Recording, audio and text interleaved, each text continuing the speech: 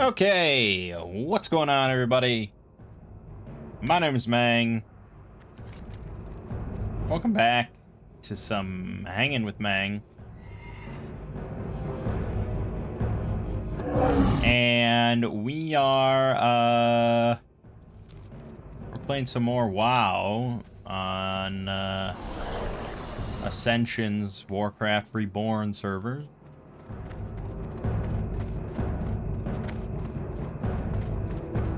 I haven't played this since like Wednesday because I've been going on a trip, but still good.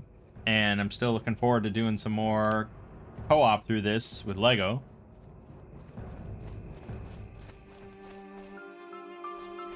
But yeah, that's what this is. Right. This week on this channel was Dominions, of course, and Silksong, which is now finished. And so I started uploading a little game called The Observer, which I think is like 3 parts, so that's going to be almost done. And then there's solo RPGs, which is still going to be going on for a while. After The Observer, I don't know, something. I have some videos that I recorded for Battletech with one of the big Battletech mods, so I guess I could upload that.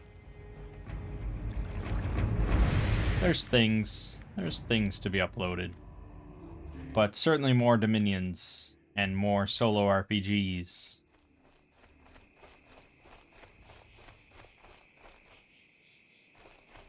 Yep, that's what's happening.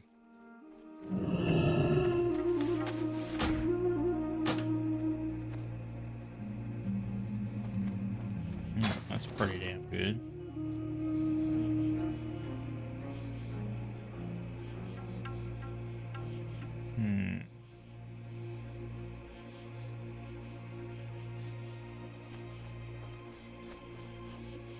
Right, over on the Exploring series, put out a video on Pulse.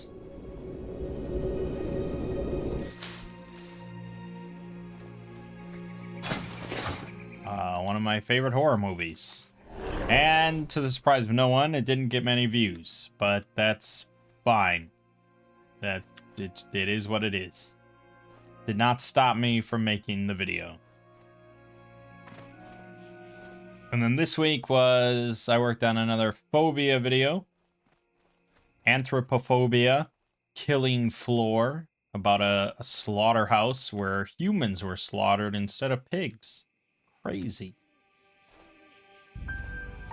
Yeah, pretty sort of disgusting, shorter article, although it did still end up being like 20-something minutes. But yeah. And then I think this next week I'm working on insect SCPs. Another compilation all about bugs. So many bugs. That one has been on the polls for quite a while as well.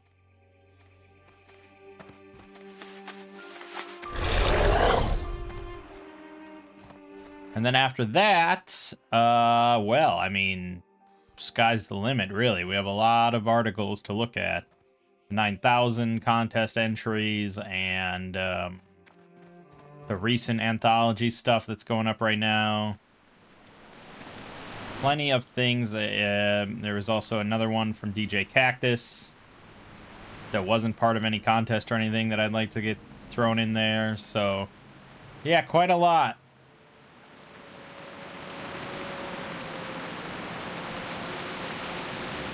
No shortage of SCP.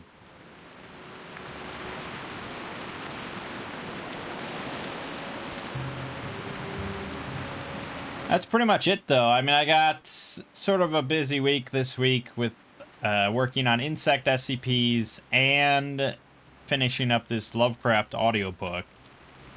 And I'd really prefer to have it all done by Friday, ahead of schedule, because I really don't like to work on Halloween. That's like it's a holiday, you know. Really like to have that one to myself. So we'll see if I can get it all done in time. But that's the goal.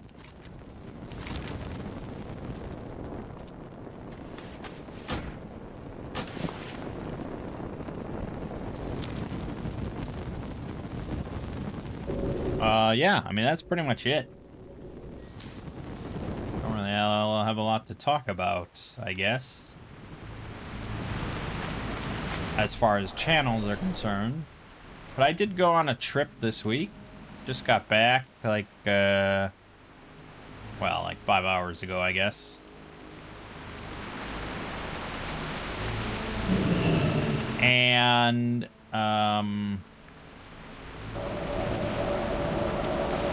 yeah, so it was 3 nights in a big cabin at like a resort.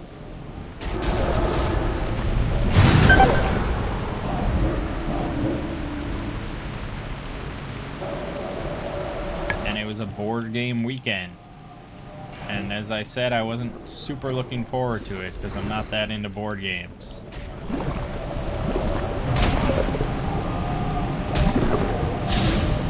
We played a few things that I am into. You know, if I'm gonna play like a board game or something, you know, a game that's not an RPG or a video game, I like it to be a sort of social thing. I like there to be a lot of, you know, like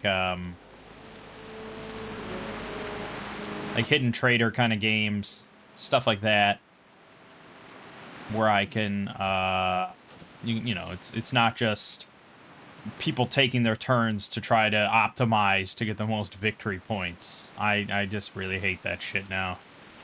I have no interest in that. War games I'm still kind of interested in. But it seems like those, even like kind of casual war games, like, you know, like dudes on a map games, as they're known, even that seems to have just kind of fallen off amongst this group. Like, no one brought, like, Hemet or Cyclades or Blood Rage. I don't know, there's obviously quite a lot out there of that style, you know, like the lighter, lesser war games. Those I don't mind, because that's kind of like, I don't know, it's like the Minions, you know, it's Conquest and all that. Not just about victory points and engine optimization. They're just, oh god. The thing is, you know, that I realize, I used to be obviously very into board games. I bought many of them in a relatively short period of time. But I just slowly realized that my issue is I don't care about winning.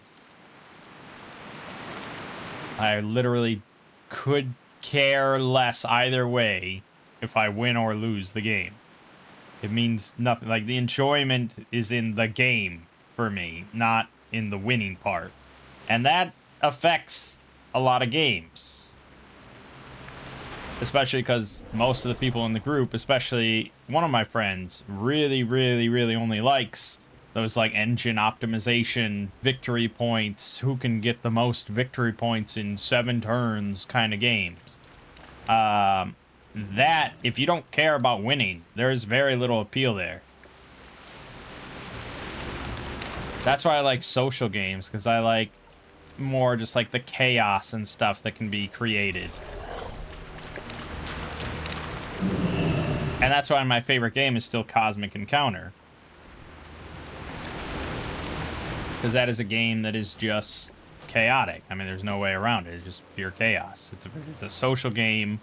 You know, I try to win, I guess. I don't care if I win, but I try to win. And it's kind of a madhouse game, and that's why it's always fun. It's always different. Or, like, yes, hidden trader games, like Resistance, or, I don't know, Secret Hitler, or Battlestar Galactica. I really like stuff like that, and I love being the trader and stuff, because I like the entirely social aspect of that game.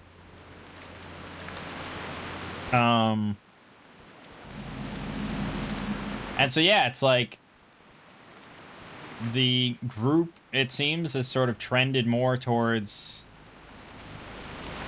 those types of the victory point sort of experiences. And for a little while, I thought, like, okay, what I like is just really complex games. I don't like light games. Because, you know, I like big, deep sort of video games. I like the Minions and things like, you know, that's what I enjoy. So I don't like light little casual games. Really, though, I don't mind a light little casual game as long as it's sort of a social experience and not about victory points.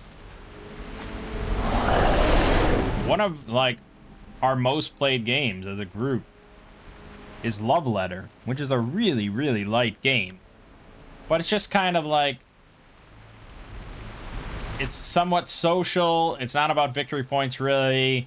And it's just kind of a late night game. You shoot the shit over, you know, that sort of thing. Like, that's great. But then, you know, they really like a game like, I don't know, Point Salad or something, which is literally all about getting points in every different way possible. And I've never played it, and I refuse to because I know that I won't like it. And they're like, why? How can you know you're not going to like it? It's like, I fucking know. So it's not about complexity at all. It's just, yeah, I don't like games that hinge your enjoyment upon trying to win, I guess.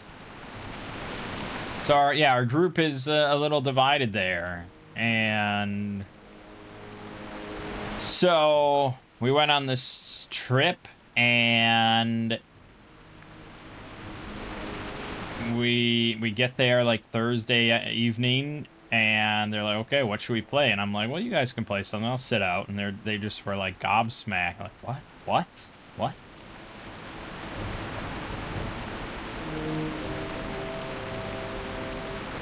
And it's like, I brought along my laptop. I brought along my Steam Deck. And I was perfectly happy just like playing a handful of games the whole weekend. And mostly just hanging out with them.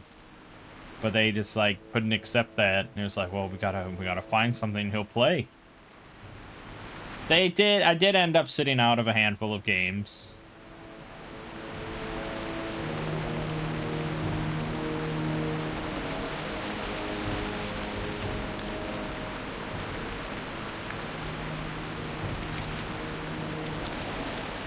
But it's like, really, like, I kept insisting, like, you don't have to, like, don't mind me. I came up here to, like, hang out with you.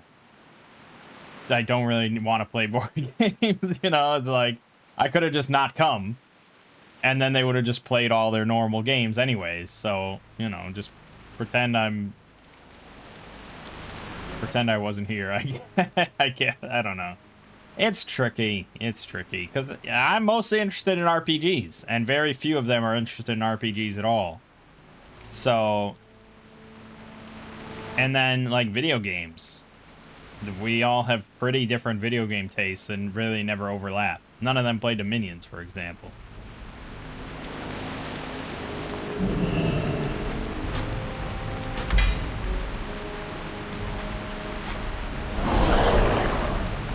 So yeah, it's tricky. I think we thought just like, we all love board games. We'll all always love board games. We'll love all board games together, and we'll just play whatever. But no, it doesn't. Just doesn't work. Tastes change over time and things develop. But I did bring Cosmic Encounter because that's one game that I'm always willing to play because I love it.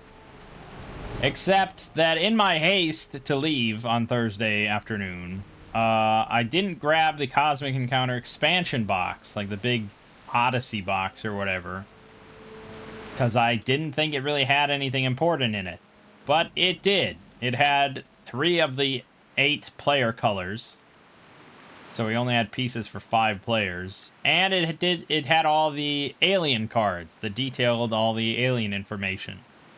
So I was fairly devastated when I realized that. Because that was like the one game I was looking forward to playing.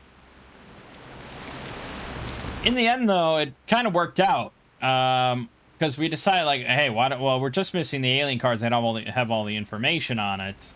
We can just look all that up online. And sure enough, there's a site, the Cosmic Encounter Companion, that just has all the aliens listed for easy reference. And it was such a good way to do it that we think that going forward, whenever we play Cosmic, we're just going to look up the aliens online instead of using the cards. Because it's usually a big pain in the ass, because we play with double aliens. So it's usually a big pain in the ass when we set it up for everyone to go through the stack of aliens to find their specific ones. It was really easy for me because I had my laptop there, so just like Control F on the alien name, done. And I had a notepad open to keep track of everyone's alien powers and stuff. So it actually really worked out. As for the missing the player colors, we played the game 3 times, twice with 5 players, so it wasn't a problem.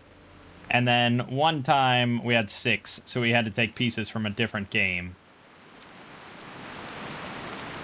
But yeah, it worked out. It was good. We had 3 games of Cosmic. Friday, however, was the day where we dedicated it to our big game. Usually it's Twilight Imperium. So it's a game that we plan on spending, like, you know, 6, 7 hours on or something like that. Like our big game that we only ever get to play on these special occasions. And I decided that this year I wasn't going to do TI. I wanted to do Divine Right, which I got on the Kickstarter, whatever. It was talked about in the same circles as Magic Realm. And I'm a big fan of Magic Realm, so I was like, oh, a 6-player war game from the olden times that fans of Magic Realm like. This is going to be awesome. I don't think I've ever had a game go over worse than Divine Right.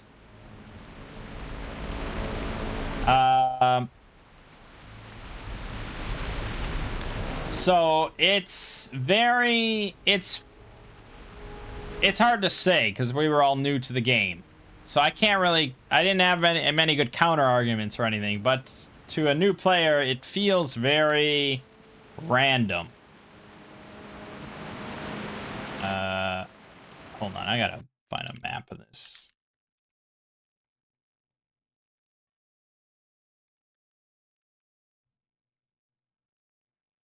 Where the hell is... Oh, because this is an alliance area. That's right. Okay, yeah, we're in an alliance area. This is all alliance areas. You have to go to the Badlands, and I don't really want to do that. I guess I could go to Stranglethorn.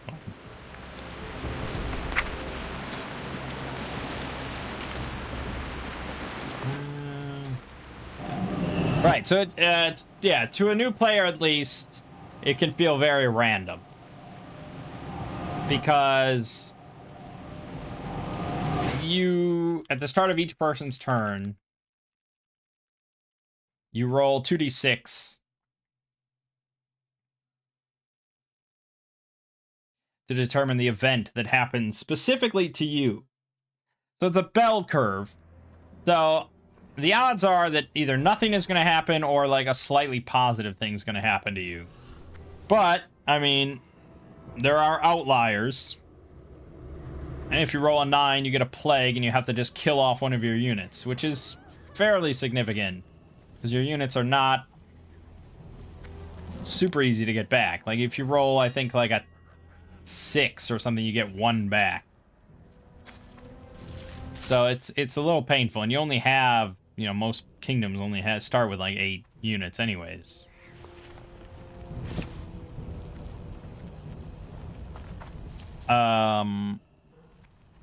But yeah, so if you keep getting plague or something like that, it can feel pretty malicious and random towards you if you're the type of player that has like a persecution complex, as one of my friends does.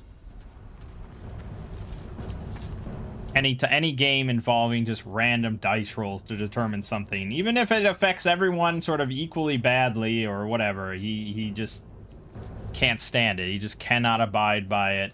He feels like it's just random bullshit and he hates it. And so that was definitely happening. Like, I lost like 6 units to plague or something. It was pretty bad. But he lost, you know, 3, and it was unacceptable.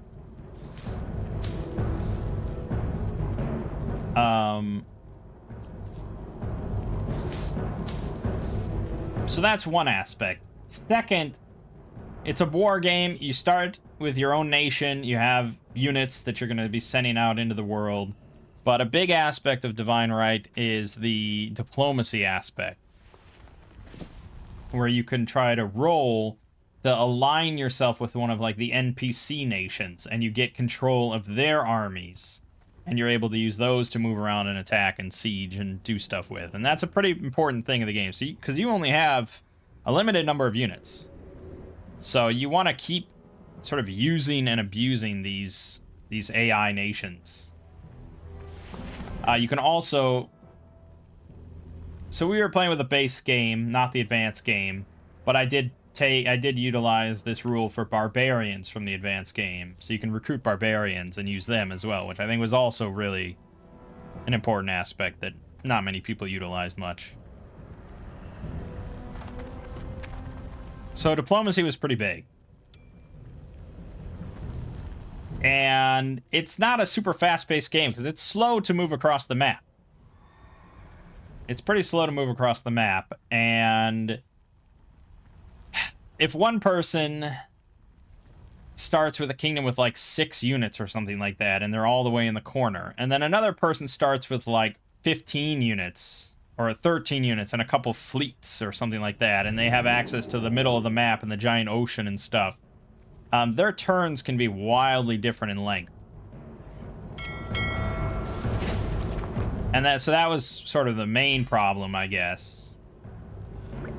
And people very quickly just started, like, wandering off and playing other board games and stuff like that. Because just, like, there was 6 of us. And so from the time at the start of the round to get to the 6th person's turn could take, like, 35 minutes. Or, you know, like, it could. And I admit that's not great.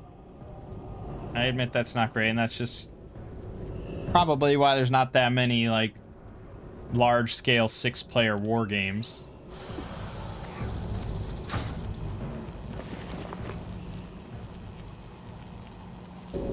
But I also think, you know, most turns are pretty quick.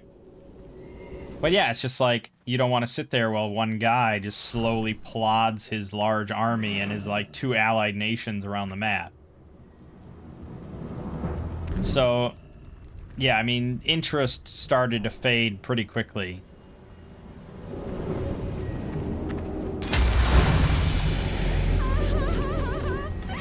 Amongst most of the players, and they just started setting up other things.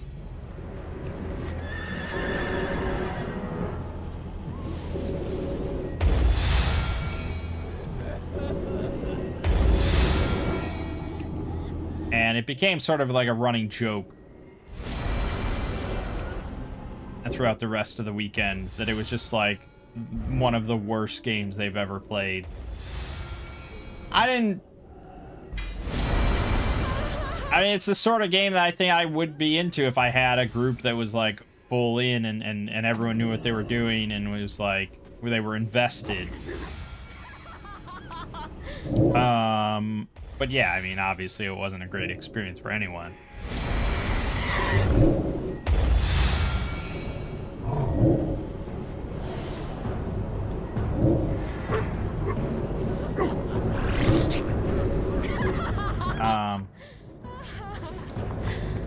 So, yeah, you know, it is what it is. Like I was just saying, like, I don't know if any war game really would have interested him that much. You know, we recently tried playing a game called Burning Banners. It's a very recent sort of modern war game, and I thought it was great. Like, I thought that was a really fun game that I would play a lot more, but you know, they didn't want to come every week to board game night to play Burning Banners, so they wanted to move on to other stuff, and that was around the time I was like, yeah, okay, I'm not really interested in board games. And they're obviously not that interested in war games, so yeah.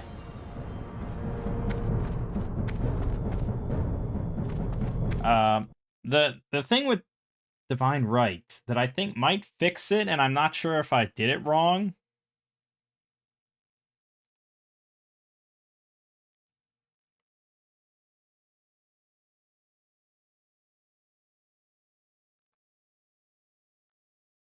is that each turn you draw a diplomacy card, which most of them just give like a small bonus to the dice roll to try to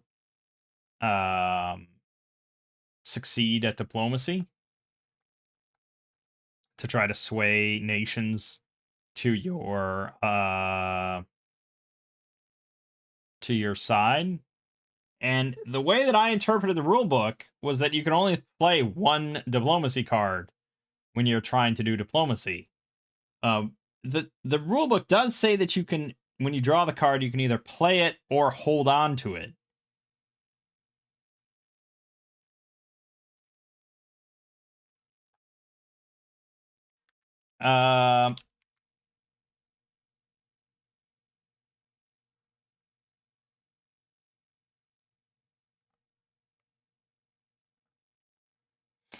Okay, so the rule is one diplomacy card, but not in the like expanded game.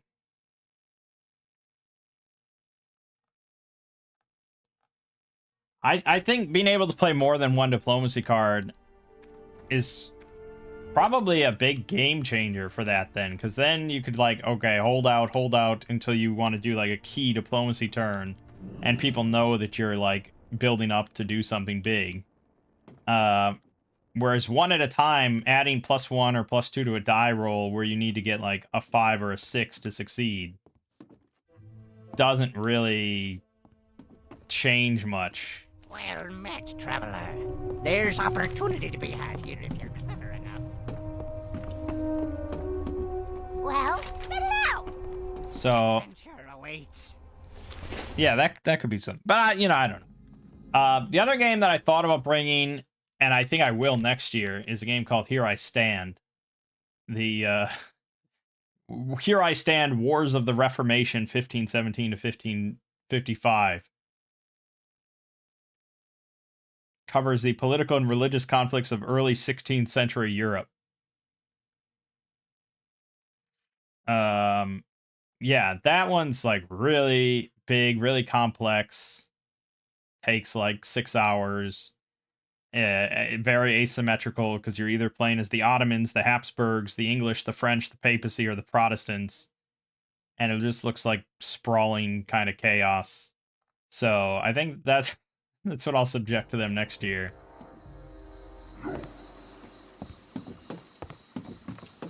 But yeah, aside from that, you know, we had some fun times, and it was mostly pretty good. The only real problem was that one of my friends showed up with an illness.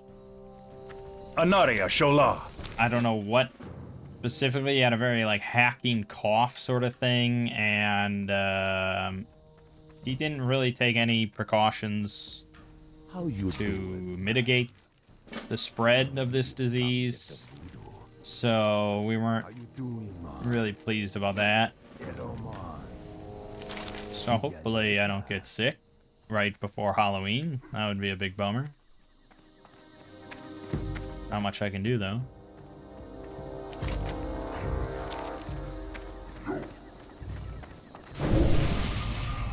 But yeah, it was alright. We had some good food. We had some good laughs. I would do it again. I mean, 3 nights is a little... yeah.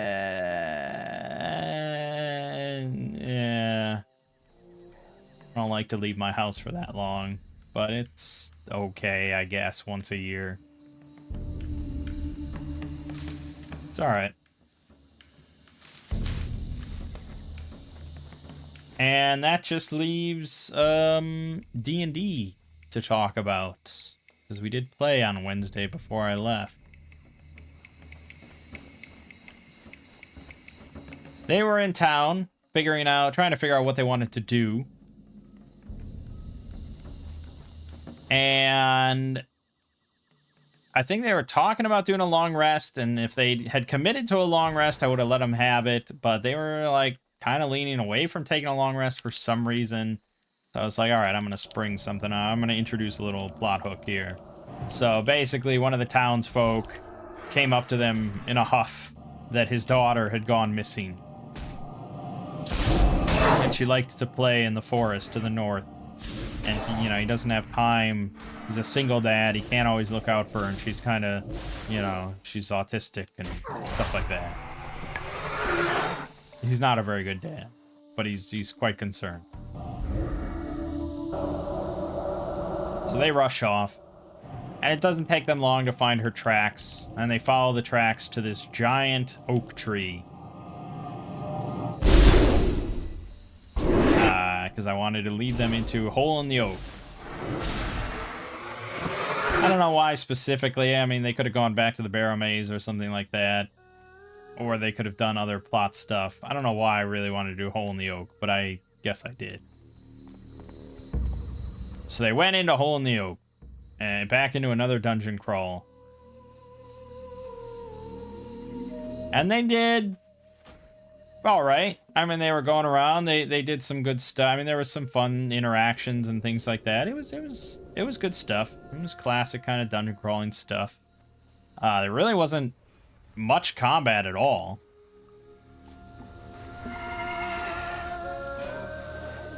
A lot of non-combat stuff going on.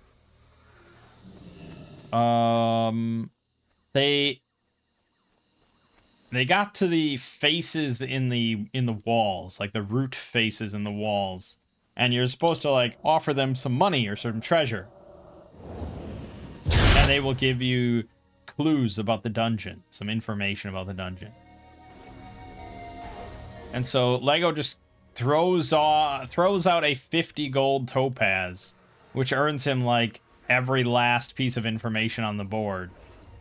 I was like, okay. So I went through this big laundry list of things, because it's like, I don't think they ever expected anyone to just throw away 50 gold pieces like that.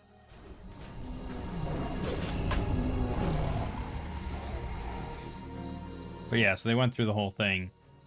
And they learned that the girl is apparently in the hands of the gnomes further into the dungeon. They recently have befriended a human. So that's where they're trying to find the gnomes now.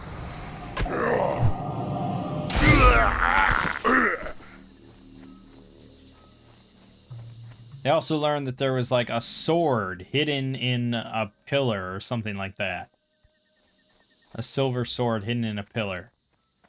And so they continued further on. They ended up finding a pillar in the cave. And they're like, this has to be it, because it has a plaque on it or something that mentions some stuff. I don't really want to.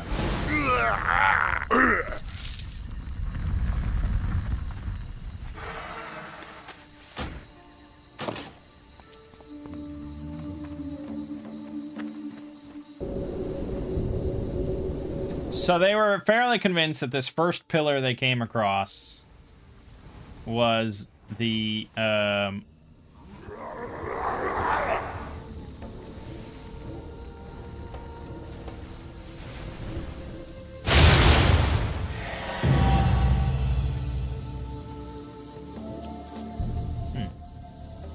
Okay. Thanks for the free kill, I guess.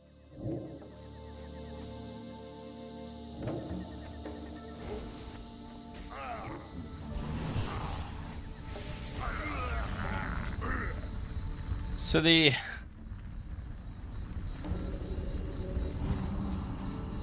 first pillar they come across, they're like, this has got to be it. This has to be it. The silver sword is definitely in here. So they they use my mom's supplier ability to pull out a pickaxe. And they just start hacking away with a pickaxe at this large stone pillar.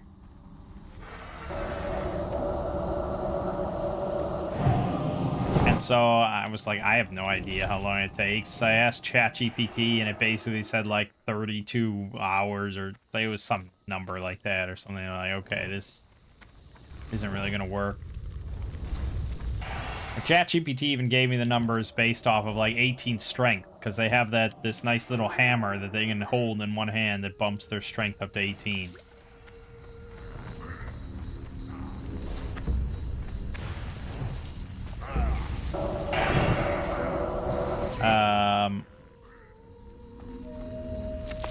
Yeah, so they pickaxed for a while, and it didn't look like anything was happening, so they gave up and moved on, and they immediately bumped into a second pillar.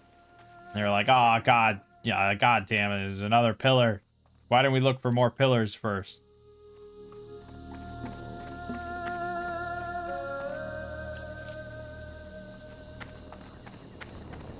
The actual pillar they needed was like the fourth pillar in this long cave, which they ended up just walking past.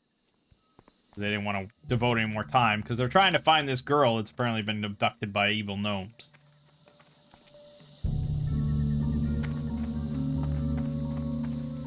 So they kept going, they went through a few rooms, they got into a couple combat, blah, blah, blah, blah, blah.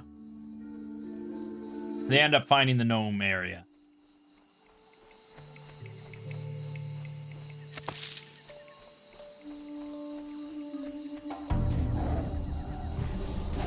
And my nephew decides to try buying off the gnomes, like giving them money in exchange for the girl or something like that. So he gives them money, and they let him into their sanctuary. They bring him in. You give more money. And then they bring him before their god, this evil stump god. So he's by himself now, and he's with the evil stump god. He's with Ray, their little goblin companion. So the two of them are in there. They're in front of the evil stump god. And I decided to have the girl just be sitting on top of the stump. And her eyes are kind of rolled into the back of her head. And she's in like a trance. The stump god has her in a trance.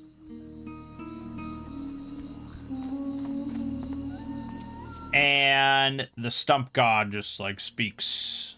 And he says, you know, that you will be my servant now. You will sign your soul away to me, and I will offer you great power.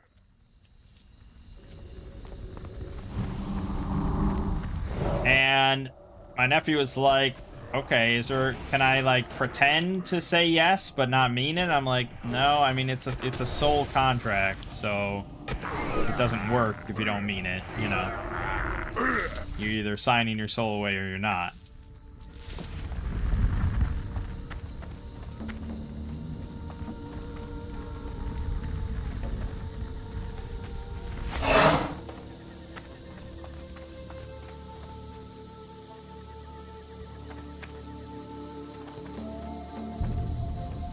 So it was very clear, I think, and everyone else understood. It was quite clear what I was saying, that like he is signing his soul away to an evil stump god.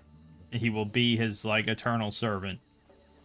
And I think most players would be like, fuck that and fuck you. I cut him in half or something like that. But no, my nephew was like, okay, I accept.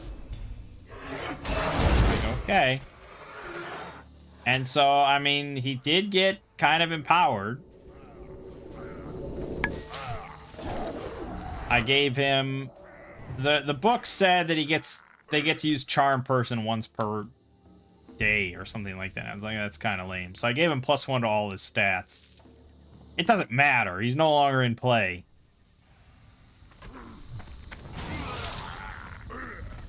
Like, he's an evil character who's devoted to furthering the goals of the evil stump god. He's not relevant to the party anymore.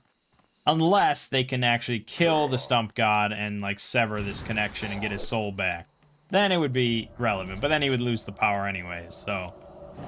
Doesn't matter. I could make him super powerful, I guess, but...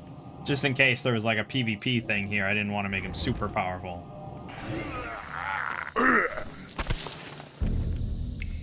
And so the first thing that the stump god has him do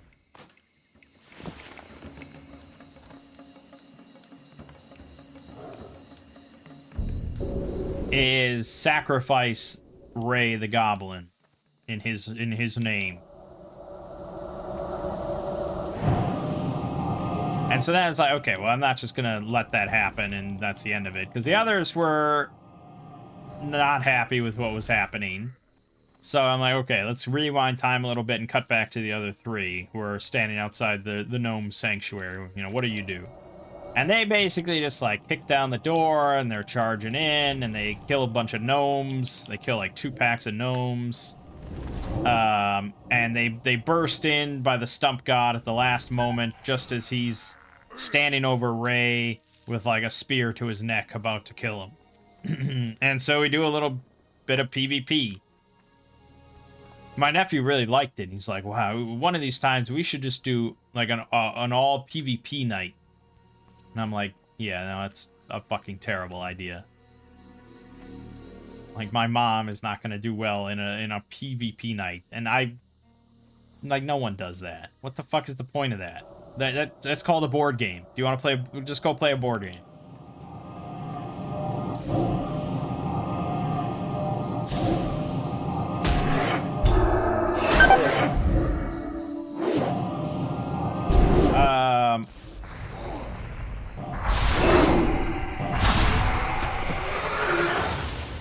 Anyways. So they managed to get Ray out of there. But they're like, you know, they're pretty beat up. They went into the dungeon pretty beat up because they didn't take a long rest. And they didn't get into that many fights, and they didn't have time for a short rest for these gnome battles because they were just kind of rushing to the rear of the sanctuary. So they were pretty beat up at this point, and the stump god was not super lightweight. And they had to do like a PvP fight against a fellow like level 3 bard. So it wasn't looking great for them, and they decided that they're not going to end up killing the stump god. They're probably all going to die, because I think my mom went down. So my aunt used her new unique feature, the same one she had from the last campaign, where she can teleport the whole group out a mile away. So she managed, there were some rolls, she managed to teleport out herself, and Lego, and my mom, unconscious, and Ray. And they managed to grab onto the girl and get her out as well. So it was mostly successful. They were fairly happy. But yeah, my nephew now has to make a new character. But he didn't die. So now I'm able to have him as like a recurring villain show up. Sort of harassing them from time to time. And that's fun. So he's going to play a new character. I don't know if he's going to be a mage or what or anything, but we'll see. But yeah, that was... we don't have much PvP in our game, because usually they're just one big amorphous blob of a party. They don't usually make that many independent decisions, but that was one of them. Yeah, I can't imagine most players would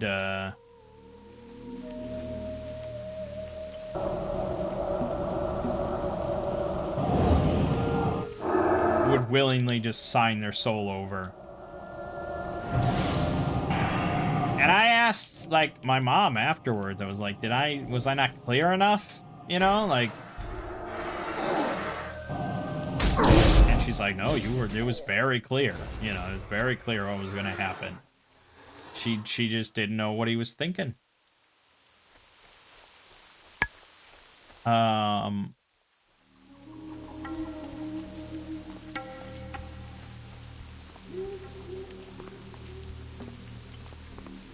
mean, most people just wouldn't give up their character like that unless they wanted a new character, but he didn't really seem like he wanted a new character. I don't know. It was just crazy. Maybe, I don't know. I don't know what he was thinking. He's not the brightest lad, so maybe he wasn't thinking anything.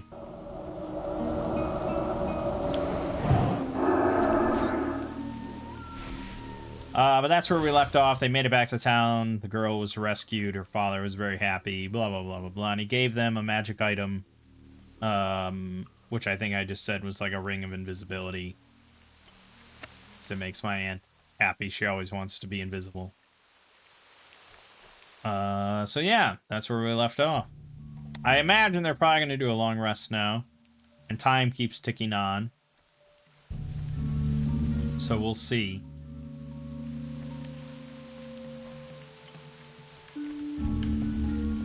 But yeah, it's going well. I actually talked about RPGs a bit with some of the guys on the weekend. And, you know, because my one friend is going to be starting up a new campaign soon. And he was, I mean, he and I were hoping to do 2 nights a month for it. You know, to me, that seems like kind of the minimum to run a campaign. But it's looking more likely it's going to be once a month, which is just kind of rough, but it's better than 0 times a month, so I'll take what I can get. And I mentioned to him that, like, I don't think Draw Steel is probably the best fit for our campaign.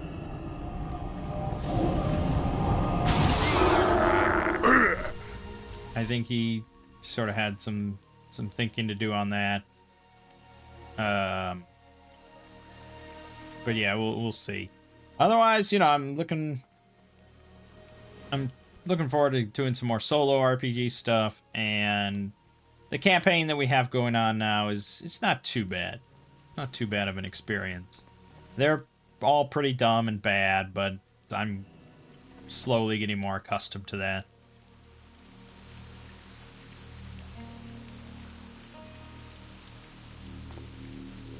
Yeah, that's it. So,